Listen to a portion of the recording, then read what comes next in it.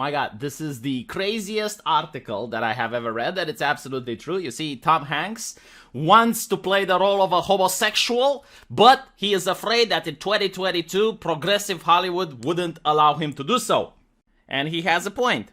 While giving an interview to the New York Times, he says that despite his movies winning Oscars, such as Forrest Gump and Philadelphia, he would never be able to play the timeless classic Philadelphia right now. And this is really important to compare the different cultures that existed in America back then and the culture that exists in America today. You see, back then, homophobia was in vogue, and in order to fight against it, you had movie producers making movies like Philadelphia, where Tom Hanks would show you, look, there's no reason to be afraid of gay people. They're just like you and me. They're normal human beings. You see them on the big screen, and it raises acceptance because you relate to the person that you see on the screen. There's relatability because the common denominator is that you're both human beings. The gay person, you, your mother, your brother, your father, your friends, all of them are human beings, and this brings people together.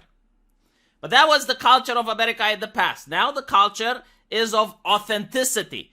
So they consider that the experiences of a gay man can only be played by a gay person. In other words, we don't have this shared common denominator of humanity that should be brought forward. Instead, what you have is identity politics. Like, there are groups of people, there are factions within society that are pitted against each other in a zero-sum game, and it's impossible for a person that's not gay to relate and understand what a gay person is going through. So they promote authenticity, which is kind of interesting because when you look at Disney, it doesn't really look very authentic, if you know what I mean, right? Because it's a double standard.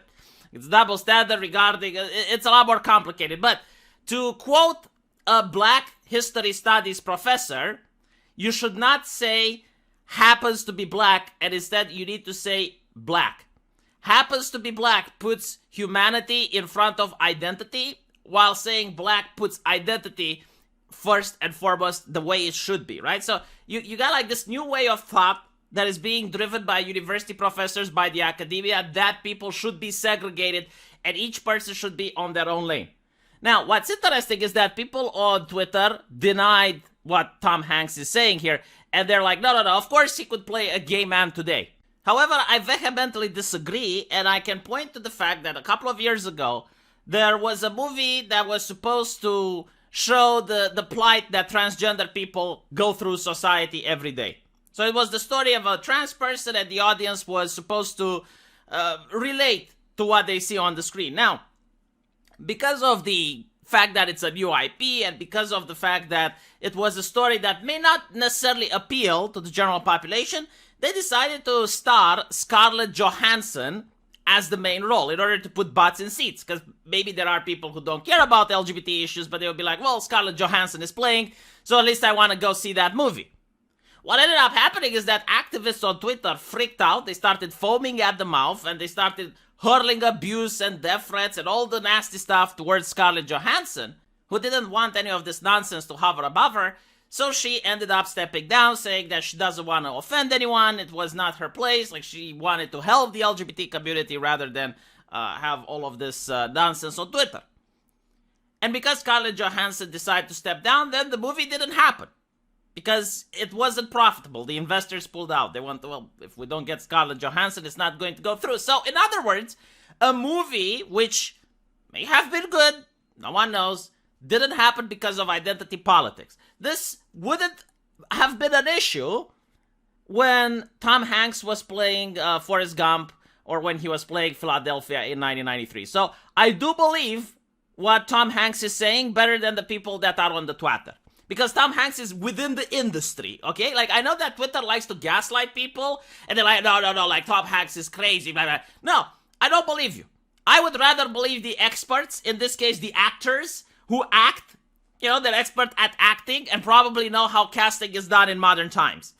Furthermore, The Guardian themselves actually point out that actor Eddie Redmayne expressed regret at accepting the role of a trans woman in Tom Hopper's 2015 film, and he also said it was a mistake and he wouldn't take the role now. And then more recently, in 2021, Russell T. Davies asserted that only gay actors should play gay roles. Where is the prestigious Twitter community criticizing Russell T. Davies for what he said? Isn't it interesting how they have selective amnesia? Like, they pretend that none of this is happening, even though there's evidence of it, and that Tom Hanks is just this crazy person talking about nonsense because he's a white guy or whatever. I find this to be very interesting as a tactic. I think the right-winger should adopt this selective amnesia every now and then because it's very effective. You just happen to not remember when it happened and you gaslight the people that they are the ones that are cuckoo and loco in the head. And it's not just in the movie industry. Like, we know now when people are remaking video games that were timeless classics, they feel the need to change the video games. Resident Evil 4 is a perfect recent addition to this. A game which people know around the world and everyone enjoys it. All of a sudden, it needs to have jokes and dialogue removed because of sexismus. Very interesting. And then GTA.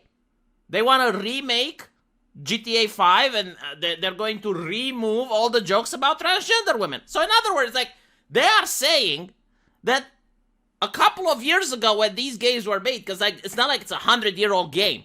No, it's like a couple of years ago when these games were made, they weren't perfect, but by removing things from the game, they become perfect. I see. Very interesting. You know what I think?